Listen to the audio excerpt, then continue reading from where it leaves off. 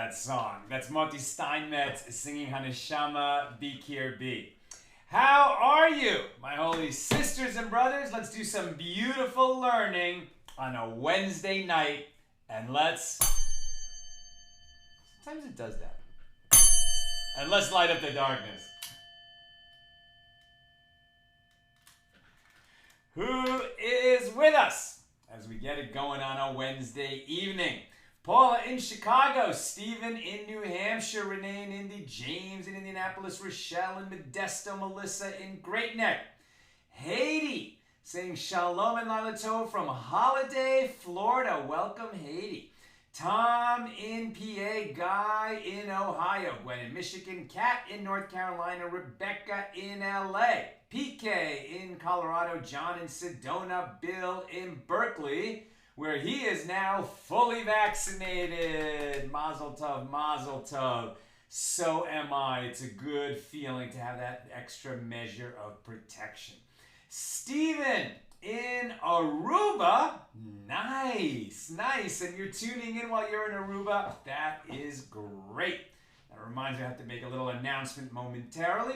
Patrice in Utah, Jennifer in Florida, Nancy in North Carolina, Paul in Minneapolis, Lucy in Minnesota. Sal, take control of that bell, says PK.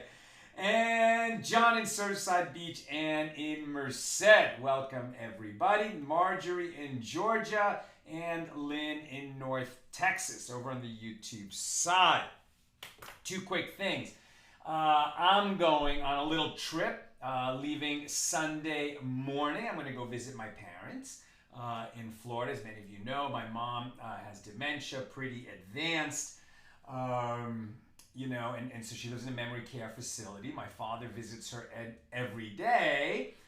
Now he can do that again. Thank God. He did that before, and then came COVID. It was very rough, right? Very difficult. I mean, my mom, in her state, I don't know that she could understand why, my dad, who came to visit her every day, suddenly couldn't come anymore. And COVID hit their nursing home / memory care community. Thank God she's okay. The visits have been renewed, and now I can finally travel and go see her. This will be the first time since before COVID. So I'm happy to be doing that.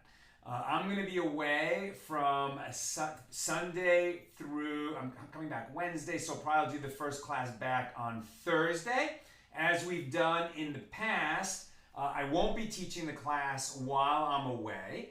When I return and do the first class back on Thursday, I'll do highlights of Sunday, Monday, Tuesday, Wednesday, and Thursday itself. So I'll do sort of the best parts, the highlights of those 5 days pages.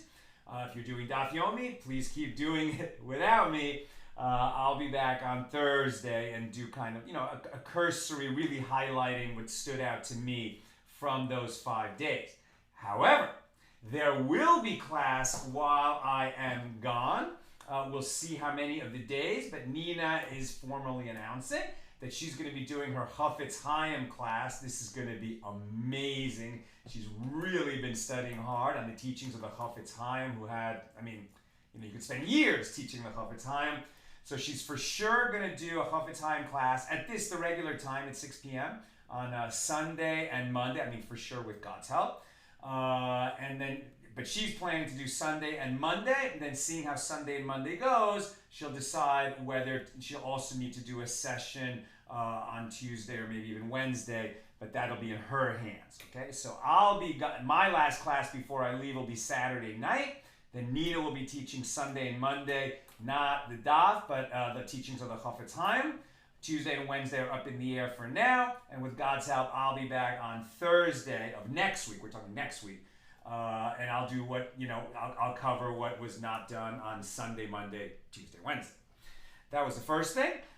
Second, we're in a campaign right now trying to increase our number of monthly donors. It's tremendous help to our nonprofit to have regular donations, monthly donations. So in honor of Shavuos, we're trying to get that number up to 180. That would be amazing. We have a long way to go to get to 180 monthly donors. But it's a tremendous merit to you. To be a regular donor, it's like setting regular times of Torah study. You're enabling a daily class in particular that shares Jewish wisdom with the world. The merit of that is something you can take with you into the next world, right? Money that you give away, whether it's to us or to another charitable organization, but the money that you give away is the money that you can take with you into the next life.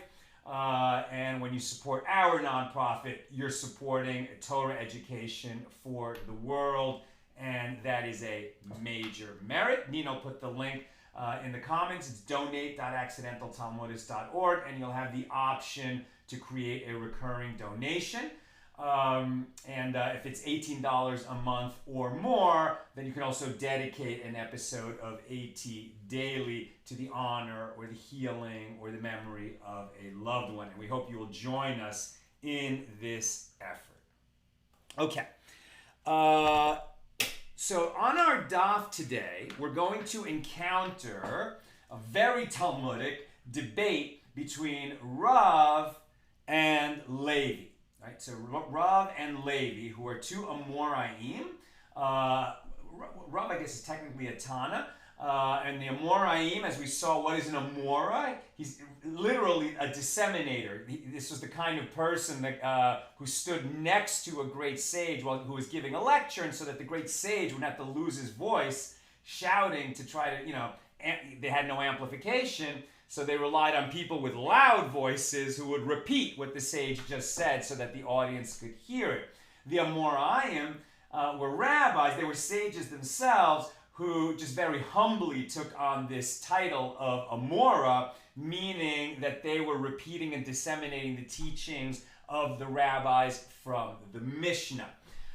So in today's debate, we'll encounter Rav, who we've met many times before, and Levi. We've heard teachings from him before, but I thought I would share a little bit about Levi. It's not a full meet the mensch type of class that we do sometimes, but I just wanted to share a few facts and teachings about Levi, who's also known as Levi Bar Sisi. He's a first generation Amora, and he was a favored student of Rebbe. Rebbe is the great Rabbi Yehuda Hanasi, the redactor of the Mishna, a very important, one of the most important sages in our history. Levi was basically Rebbe's favorite student. So Levi obviously had a lot going on in his own right. Rebbe wouldn't have had, given him that kind of status if Levi wasn't an incredible scholar in his own right. Levi's admiration for Rebbe was immense. He would refer to him as our holy teacher. When Rebbe was weighed down by his concern for the Jewish people, Levi would cheer him up by juggling 8 knives before him. So isn't that beautiful? This is a great, great Torah scholar. But he also had some physical skills, juggling as a way to, very similar. Nina and I made a movie about Abraham Lincoln, and Abraham Lincoln's best friend in Washington, in the Washington years, was his former junior law partner that he brought with him from Springfield, named Ward Hill Lamon. Right? So Lamon was not some great politician, nor was he some great constitutional scholar. As a lawyer, somewhat distinguished, maybe not so much. But what Lincoln loved about Lamon is that Lamon was entertaining. He told great jokes, he played banjo, and in a time when, they didn't have medicine for, it's definitely strongly theorized that Lincoln suffered from at least occasional depression. There was no medicine at that time for that, but having Lamon around really soothed Lincoln's soul. And likewise, Levi soothed Rebbe's soul, and he was a great scholar in his own right. Rebbe had a very high opinion of his student Levi. Rebbe had a very high opinion of his student Levi. The residents of Simonia, a town in the lower Galilee, once came before Rebbe and asked him to send them someone who was fit to be a lecturer, a judge, a hazan, meaning a cantor, one who chants the prayers, and a teacher of Mishna, and who would be able to take care of all their other communal needs. In other words, they said to Rebbe, send us a great rabbi who's great on a personal level, who's great as a scholar, and who can sing. And so he sent Levi. Rebbe sent them his disciple Levi Bar Sisi. Upon Levi's arrival, the people made a large platform and seated him on it. They really wanted to honor him since he was the selected one from Rebbe. And they then proceeded to ask him a series of questions, Torah questions, legal questions. But he could not answer them. By your lives. But he could not answer them. Later, they complained about this to Rebbe, that the man they sent, who was such a gifted scholar in every way, couldn't answer their questions. Rebbe answered them, by your lives, I gave you a man who is equivalent to me in Torah scholarship. Rebbe then sent for Levi and posed to him the very questions that the people had asked him. Levi answered each question perfectly and without hesitation. So when Rebbe asked him, why didn't you respond in the same way when the people that I sent you to that town to be my representative, the anointed one, right, the rabbi who's selected by me to fulfill all these needs of theirs, why did you sit there mute and not answer these questions, which you can obviously answer, with great knowledge and style even. And so why didn't you answer them? And Levi said to Rebbe, when the people seated me on a platform, I became haughty. And this caused me to forget all the answers. Isn't that great? First of all, to understand himself that well. And second, that, to give us this lesson that can be extracted, right? It's, as soon as you get haughty, you're not able to do the thing that they wanted to make you haughty about, the thing that they wanted to honor you for. It's like performance anxiety, right? So playing that inner game, it's funny, I just ordered a book, called Inner Game of Golf, based on the best-selling book, Inner Game of Tennis. And so I've read it before, and so much of what those lessons are about, an inner game of work. I think the writer Galway also, lectures to Fortune 500 companies about performance. And there's this whole idea of you can't take yourself too seriously. You can't judge yourself by the results that you accomplish, and by the way others see you. You just got to remain within yourself and keep a healthy dose of, skepticism about yourself, and just be relaxed, right? You don't judge yourself by how well you perform in a pressure situation. Just be yourself, right? That's part of those lessons. And he said, this caused me to forget all the answers. Now, while serving in Simonia, Levi would periodically visit his teacher Rebbe. So from this we see that he was able to get back there, and they didn't fire him on the spot for being unable to answer those questions. I'm sure he went back and said to them exactly what he told his own teacher. You put me on that platform, it made me feel haughty. That's not the way to handle, our relationship. I thank you for honoring me as a Torah scholar, and on behalf of the Torah, I accept your effort, but I'm not going to sit on a platform. I imagine is that would happen. I don't have a source for that. But while serving in Simonia, Levi would periodically visit his teacher Rebbe, and he was even honored by being asked to recite the blessings at the wedding of Rebbe's son, Rabbi Shimon. The Talmud relates that a legion of soldiers once came to Levi's city and threatened to invade it. Levi took a Torah scroll and went up to the roof, and he said, Ribono shel olam, right, Master of all worlds, if I neglected to fulfill even a single word, let the legion invade the city. But if not, let them go away. And immediately the residents searched for the legion, but they were not to be found. So that's very different, right? He wasn't being haughty in front of other people and receiving honor from them. Now the town was in a desperate situation. The people could be killed, the women could be violated, etc.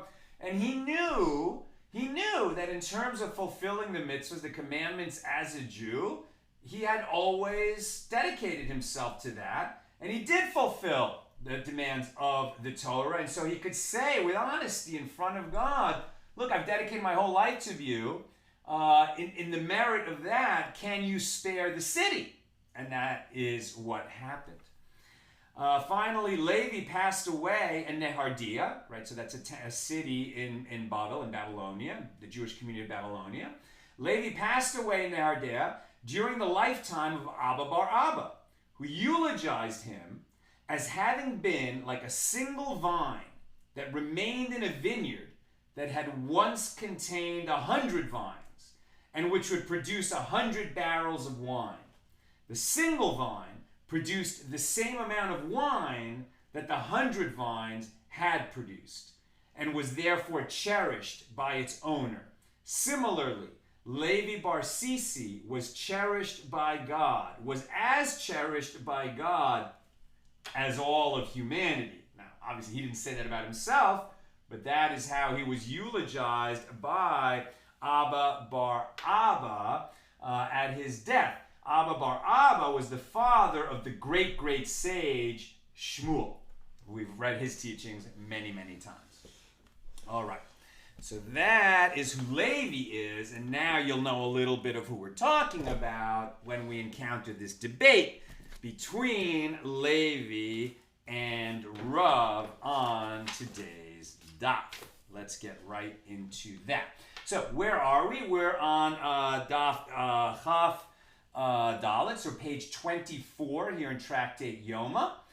We're in chapter 2, still discussing the first Mishna. Generally, we're speaking about the obligations of the priests on a regular day in the temple. And this is in the context of the fact that the high priest, as he prepares for Yom Kippur, is sequestered on the grounds of the temple to keep him pure, to prepare him for his spiritual and divine,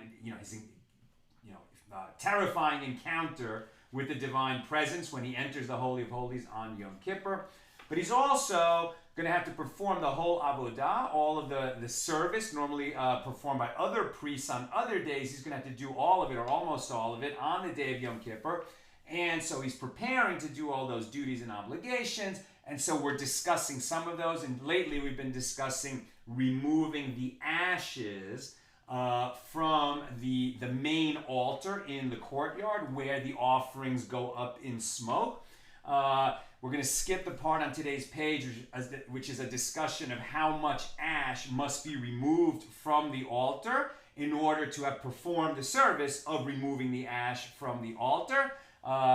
Some say, is it 1/100th of what's there? Some say it's 1/500th of what's there. And they actually finally settle on, no, it's not a percentage of what's there. It's just taking a handful of ash means you've removed ash from the altar. That's the minimum measure for doing that. So presumably the high priest on Yom Kippur will take a handful of ash from the altar, but he won't have to do the dirty work of removing all the ash before the new fire is set up for that day. Now we come to about the middle of the A side of page 24. Rav said, although a non-priest may not perform any temple service, there are only 4 temple services for which a non-priest, if he does them, is liable to receive the punishment of karas, death by the hand of God for doing so. Right? So non-priest, right? Somebody who's not a Kohen, cannot enter the inner precincts of the temple at all. They can't be in the inner courtyard. They can't be in the sanctuary. They certainly can't be in the Holy of Holies. So it's not possible for them to perform these services. Only priests can do it. But in terms of when we study the law of this, if for some reason a non-priest, a Jew who's not a priest, ran in and performed some part of the service, or if somehow a mistake was made and he thought he was a priest and it turned out he wasn't a priest, maybe some situation like that could exist. So if he does things that that only priests can do, and he shouldn't do it, but he does, okay, so only some of those services are going to result in him receiving karas. Charis is a death penalty, but not one at the hands of an earthly court, not a rabbinic court, not a human court. Rather, when you are sentenced to charis, right, like for an intentional desecration of a Shabbos prohibition, you can get charis for that. For an unintentional, violate. Wait a minute. No, I'm wrong. If you violate Shabbos intentionally, that can result in charis, right? And we've talked about this before. And charis, the sages debate what it means. Some say it means that your life is shortened. Some say in certain cases, like you could just be struck dead. Others say your life is shortened a little. Others say your life is shortened a lot. So there's a lot of disagreement about what it means. But at any rate, it's a death sentence imposed by heaven, not by an earthly court. So charis is only going to be the penalty if this non-priest does certain services but not others. So what are the 4 temple services according to Rav that if a non-priest does them will result in the charis penalty, often translated as excision, right? That he's cut off from his people in a permanent way, meaning often it means that he'll probably have years of his life taken away from him. They are sprinkling the sacrificial blood on the altar, burning incense or parts of sacrificial animals on the altar, pouring the water libation on the altar during the festival of Sukkot, and pouring out the wine libation on the altar. Levi said, Levi, who we now know who he is, Levi said, this is true also for the removal of the ashes. And similarly, Levi taught in his collection of Baraisas that the removal of ashes is also included among those services for which a non-priest incurs the death penalty at the hands of the heavenly court if he performs them. Now, the Gemara explains, what is the reason for Rav's opinion? As it is written, Numbers 18:7, and you and your sons, so he's talking to Aaron, right? Through God told Moses to tell Aaron, and you and your sons, right? Aaron was the original high priest, Kohen Gadol, and his sons were the Kohanim, and all of the priests are descendants of Aaron. And you and your sons with you shall keep your priesthood in everything pertaining to the altar, and to that within the veil, meaning behind the curtain which separates the sanctuary from the Holy of Holies, and you shall serve. I give you the priesthood as a service of gift. And the common man that draws near, and the common man that draws near shall be put to death. Rav interprets this verse as follows. A service of gift indicates a service that involves giving, i.e., placing something on the altar, and not a service that involves removal from the altar, to the exclusion, therefore, of removing the ashes. And where it says, and you shall serve, ve'avadtem, this is interpreted as referring to a service that is complete, avoda tama, on its own, such as sprinkling the blood, and not a service that is incomplete. In other words, a service that is only a preparatory step for some other service which comes after it, such as slaughtering the animal or collecting the blood. Normally those are only done by priests, but if a non-priest slaughters the animal or collects the blood, he would not receive charis, because that's not the end of the service. It's not what everything is leading to, right? Something that completes the service is what will result in charis if a non-priest does it. But something that is only preparatory will not result in charis if a non-priest does it. So therefore, slaughtering the animal or collecting the blood, that's only preparing for sprinkling the blood on the altar or bringing the parts of the animal on the altar to be burned. Likewise, removing the ashes, that's preparatory to what? Creating a new fire for the day. It prepares the way. It's not complete in itself.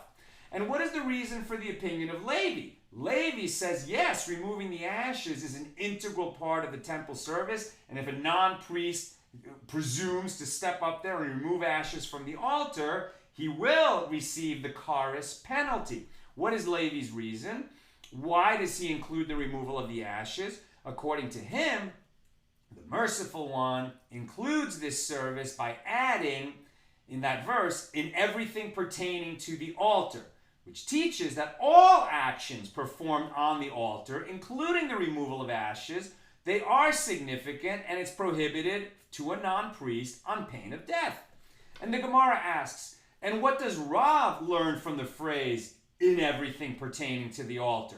And the Gemara answers, according to Rav, the word everything in that phrase comes to include the 7 sprinklings that are performed inside the sanctuary when the blood of certain offerings is sprinkled on the curtain in front of the Holy of Holies, and the 7 sprinklings of oil of the leper, the mitzora, the one who had not modern leprosy, but the skin condition, which was a spiritual, a physical malady resulting from a spiritual malady, right? And which are also performed inside the sanctuary. Rav learns from the word everything that if a non-priest were to perform any of these actions, he would be liable to receive the death penalty, despite the fact, despite the fact that they are not performed on the altar, right? So Rav initially says it's just everything that's on the altar, but this phrase everything is going to include services which are complete in themselves, just as we sprinkle blood on the altar, when we sprinkle blood on the curtain, which is something we do at Yom Kippur, the high priest does at Yom Kippur. So if a non-priest did that, yes, he would receive kares. But according to Rav, for removing ashes from the altar, no. According to Levi, yes. And the Gemara asks, and from where does Levi derive these cases? And the Gemara answers, he derives them from the superfluous wording of the text. As the entire phrase, pertaining to the altar, is superfluous, he derives from this the inclusion of the removal of the ashes. Additionally, the expression everything pertaining implies a further inclusion from which he derives the internal sprinklings mentioned above, the sprinkling blood on the curtain or the sprinkling of the oil of the mitzora. Rav does not derive anything particular from the distinction between the expressions pertaining to the altar and everything pertaining to the altar. Rav says that's the same thing. Levi makes a distinction between those two. The Gemara, I move on. Wait a minute. Okay. The Gemara asks about Levi's position. But say that the verse should be interpreted as follows. In everything pertaining, that's a generalization, and a service of gift, this is a specification, indicating a case of a generalization in the Torah followed by a specification. We have 13 principles of hermeneutics. It's in the prayer book. We read it every day. Rabbi Yishmael spelled out how the sages would look into the Torah and to derive certain laws that weren't written explicitly in the Torah, but that were strongly implied to the degree that they could be inferred by the sages using this system of hermeneutics. One is when you have a generalization followed by a specification. In such cases, the generalization includes only what is mentioned explicitly in the specification. That's why the specification follows the generalization. Following that rule, one would conclude a service of giving, i.e. placing on the altar, yes, this is included in the services that are particular to a priest, and if a non-priest does them, he receives the kares penalty. But a service of removal is not included. It lies outside the specification, and so if a non-priest removed ashes, he would not receive the kares penalty. This presents a difficulty for Levi. The Gemara responds that the verse states, "To that within the veil, and you shall serve, I give the priesthood as a service of gift," indicating that it is only with regard to services that are performed within the veil, meaning inside the Holy of Holies. What is that? That's only the high priest on Yom Kippur. That there is a distinction between services, and a non-priest who performs services of giving there, such as sprinkling the blood inside the Holy of Holies on Yom Kippur, is subject to the death penalty. but not one who performs services of removing there, such as the removal of the censer from the Holy of Holies on Yom Kippur. The censer meaning Censer. When the high priest enters the Holy of Holies, he brings this ladle with coals and some incense with him. And so I guess he removes that ladle with the coals and the burning incense on it. Now he's taking something out of the Holy of Holies. So according to Levi, if a high priest did the action of removing that from the Holy of Holies, he would not be subject to kares.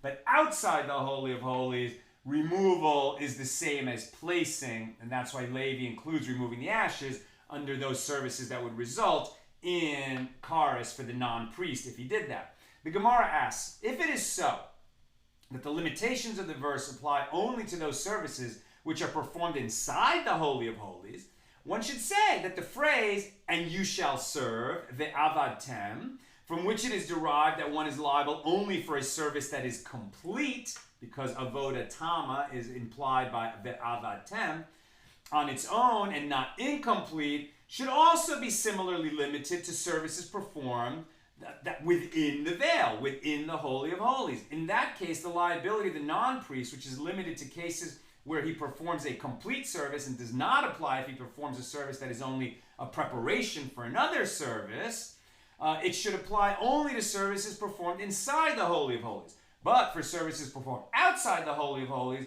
a non-priest should be liable even if it is a preparatory service, according to this way of thinking that seems to be coming from Levi. And the Gemara answers, the phrase, and you shall serve, the avatem, which begins with the conjunction vav, the avatem, meaning and you shall serve. This conjunction and, which in Hebrew is just adding the letter vav to the beginning of a word, and indicates that the verse goes back and combines the service performed within the veil to the services performed outside of it. This teaches that with regard to this law, there is no difference between a service performed outside or inside the veil.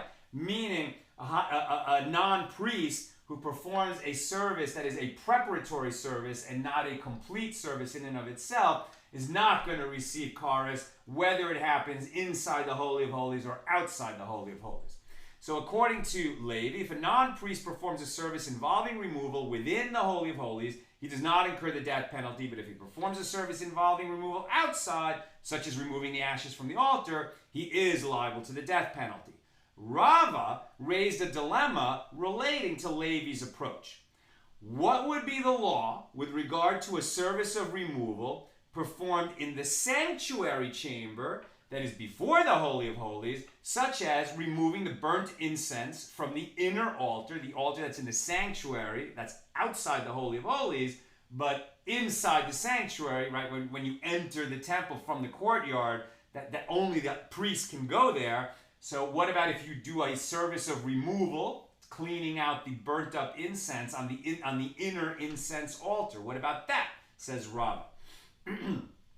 Do we compare such an act to a service performed inside the Holy of Holies so that this non-priest would be exempt from the death penalty? Or do we compare it to the outer service so that he would be liable to the death penalty? Rava himself went back and resolved the dilemma. This is only according to Levi, but according to the law as Levi sees it, Rava says, had the Torah said only within the veil, it would have been understood that it is referring only to actions performed inside the Holy of Holies. But since the Torah says, and to what is within the veil, again, that vav, that conjunction and, since it's added at the beginning of this phrase, this teaches that it is referring to something else beside the Holy of Holies. And what is that? The sanctuary. So even according to Levi, the high priest would be treated the same if he removes something from the sanctuary or within the Holy of Holies. Now that's the debate between Rav and Levi. Where does it actually come out? So Rav Steinsaltz lists the law the way Rambam, Maimonides read it out, and basically the law follows Rav and not Levi. So it is prohibited for non-priests to serve in the temple. But one who does so incurs the death penalty only for participation in one of these 4 services: sprinkling the blood on the altar, burning offerings on the altar, pouring out the water libation on Sukkot, and pouring out the wine libation. And this is in accordance with the opinion of Rav. A non-priest who performs one of the sprinkling services, whether outside on the altar or inside the sanctuary, or any other sprinklings, or any of the sprinklings of the Mitzorah, the leper, incurs the death penalty. Only a priest is permitted to remove the ashes from the altar.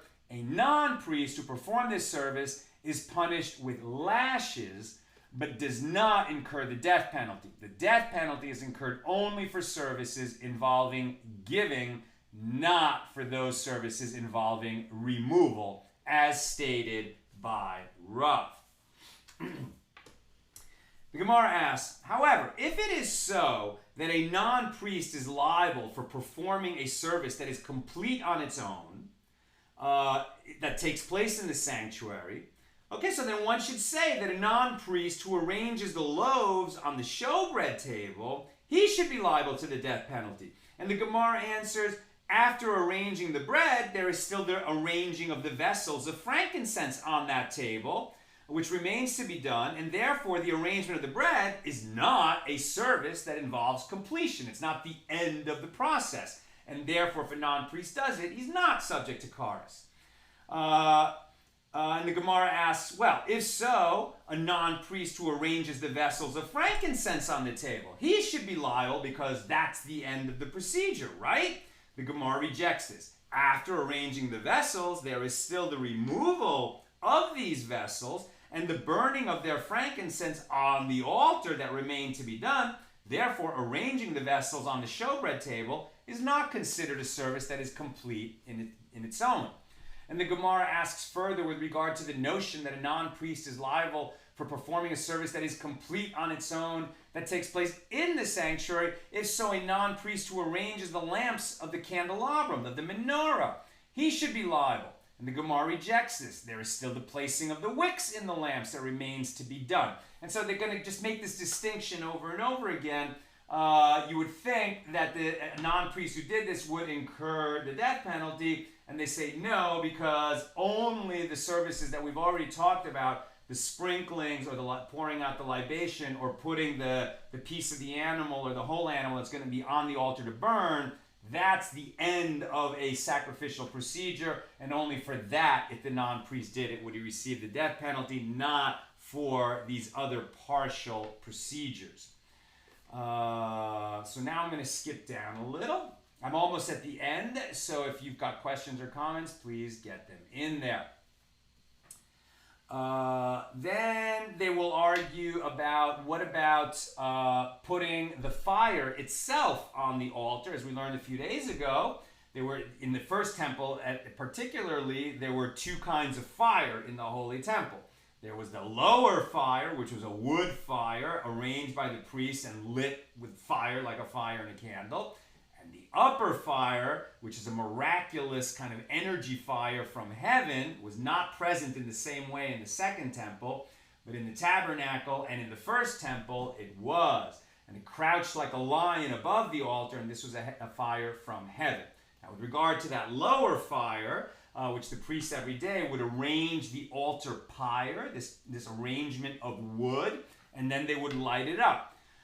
If it is so that a non-priest is liable for performing any service involving placing, as established above, well, what about a non-priest who set up the arrangement of wood on the altar? He should be liable, since that is a service involving placing something on the altar. And the Gemara answers, there is still the mitzvah of the arrangement of 2 logs on the altar that remains to be done. So arranging the wood beneath it is not the end of the matter.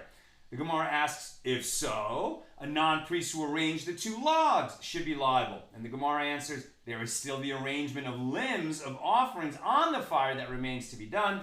So placing the 2 logs is also not considered complete on its own. And then the Gemara says, but didn't Rav Asi say that Rabbi Yochanan said a non-priest who arranged the 2 pieces of wood is liable? And this shows that placing the 2 logs is a complete service, and it contradicts Rav's statement that a non-priest is liable only if he performs the 4 services that he mentioned above. And the Gemara answers, indeed. Rav and Rabbi Yochanan disagree on this point. One sage, Rabbi Yochanan, holds that the placement of the 2 logs is a service that is complete on its own, as the arrangement of limbs that follows is not considered a continuation of the setting up of the wood. And the other sage, Rav, holds that the placement of the 2 logs is not considered a service that is complete on its own, since it is followed by the arrangement of the limbs of the wood. And finally, the Gemara returns, this just quickly before we complete our reading for today, the Gemara returns to the Mishna that we've been discussing, the first Mishna here in chapter 2. And the Mishna stated that there were 4 lotteries held in the temple every day to see which priest would get to do which parts of the avodah, of the divine service. One of the sages asked, why did the temple authorities hold lotteries? Now, before answering the question, the Gemara expresses astonishment at this question. Why did they hold lotteries? The reason is, as we said clearly in the Mishnah, to prevent quarrels among the priests, right? We saw this yesterday and the day before. They used to have a race to see who would get the right to remove the ashes, and that resulted in one incident where a priest got a broken leg, and in another incident in a murder most foul, when the one who lost got jealous and stabbed the winning priest in the heart. So that's why they instituted the lotteries. So why is the Gemara now asking, why did they have lotteries? And the Gemara explains, rather, this is what the sage was asking. Why did they assemble all the priests together and hold a lottery, and once again gather them together and hold another lottery 4 different times during the day, when the priest could be gathered at one time and all the necessary lotteries held at that time, right? That's the easy way to do it. It's like, in our small minyan, we auction off aliyahs at certain times of the year, just like on holidays and stuff, and it's a big fundraiser for the synagogue. And the way we do that is, first we auction off all the aliyahs. I'm the gabbai, so I actually do the auctioning. And then we do the Torah reading, and the people who have won, who have won each of the who have won the bid on each of those aliyahs, then come up and do the blessings over the aliyahs of the Torah reading. We do it all at once. If we stop to do an auction before each reading, it would take forever. So similarly, they're asking here, why are you going to stop everything that's going on in the temple, gather all the priests together, and do a lottery at 4 different times during the day? Why don't you just gather them once and do the 4 different lotteries, and everyone will remember who won each lottery? And Rabbi Yochanan answers the question. Rabbi Yochanan said, it was done this way in order to create a commotion, to create a hubbub. I love this. It was done in order to create a commotion throughout the temple courtyard, as the priests would converge from all over to assemble there. As it is stated, Psalms 55:15, we took sweet counsel together in the house of God, we walked with the throng. This verse teaches that it is proper to stir up a commotion and to cause public excitement in the course of the temple services and the preliminary steps leading up to them, such as the assignment of tasks to the priests. So I'm kind of reminded, if you've ever been to a place like, Colonial Williamsburg, or certain things like that where there's living history, and so you have this mix of people who are involved in whatever they're doing, or like at our local museum here, the La Brea Tar Pits, there are archaeologists there who are sifting through, like mud boxes that are extracted from the tar pits, looking for fossilized bones of, mammoths and saber-toothed tigers, etc.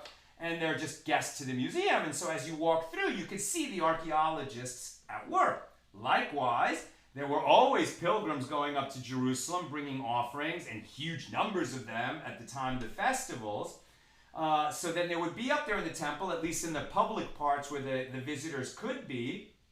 And what Rabbi Yochanan is saying is it was a good thing that from time to time, instead of just watching priests, walk from here to there doing whatever they're busy with, from time to time there would be a commotion when all of the priests would gather in one place, and then there would maybe, be some noise associated with it, or some yelling or shouting, or, the lottery itself maybe had some commotion associated with it.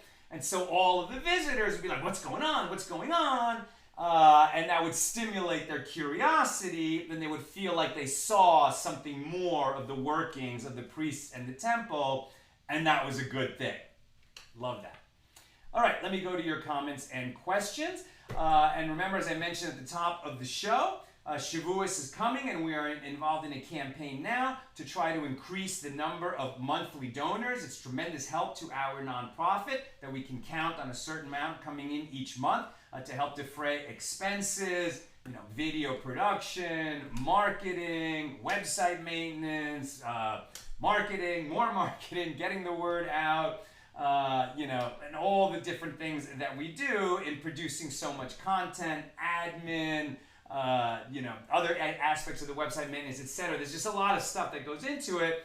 And so think about becoming a monthly donor. The link is there in the comments, donate.accidentaltalmudist.org. Any amount is fantastic. And it's a big merit to you to assist us in sharing Torah with the world. This is the kind of money, when you give it away, that you can take with you when you leave this world.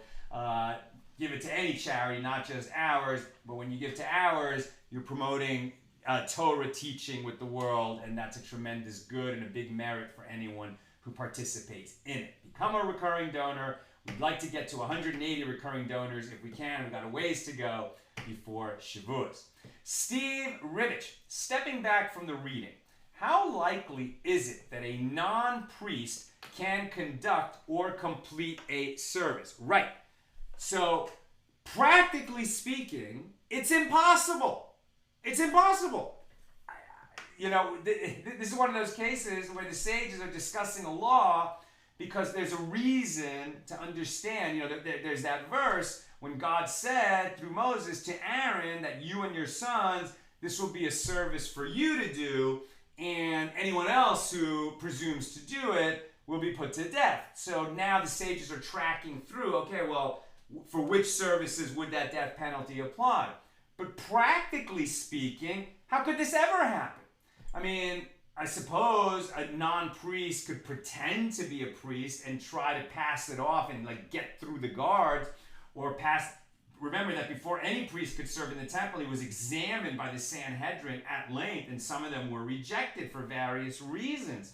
So, how are they going to play that off? How are they going to get away with that? Practically speaking, this is almost an impossible thing and maybe never happen.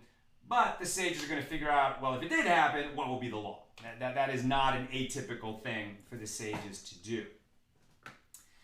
And Yosef asked the same question and same answer. And Bill, Prussian fire drill. If someone acts as if they belong somewhere, the average person will assume that they do, in fact, belong there. 100%. So maybe it's not so far-fetched to think that somebody tried to get away with this. Heaven knows there's a lot of funny YouTube videos about if you act like you belong there, you can be there. And I will confess that back in my wild youth, I often got from the cheap seats down to the good seats just by acting like I belong there. But, we're not supposed to do that, so I do not advocate that at all. Gwen Strong, what order is the burnt offerings? In what order do the burnt offerings go? Head, fat, body, innards, then legs, or other order? What is important about the order that the pieces are added to the fire? That's a good question, Gwen. I don't know. I don't know the answer. So if you find out the answer, please let me know. I don't have an answer for you. I'd have to research the question. But I would not be surprised at all to hear that there is an order. I'm sure they had an order. If you're telling me, I think you're suggesting, is that the order? Head, fat, body, innards, etc. or is it some other order? So I don't know what the order is. I'm sure they had one, and then when we reach that, maybe when we get to, there's whole tractates on the offerings. I bet we'll learn more about the order of how the offerings were placed on the altar, and I'm sure there's a rationale for it. So I look forward to that.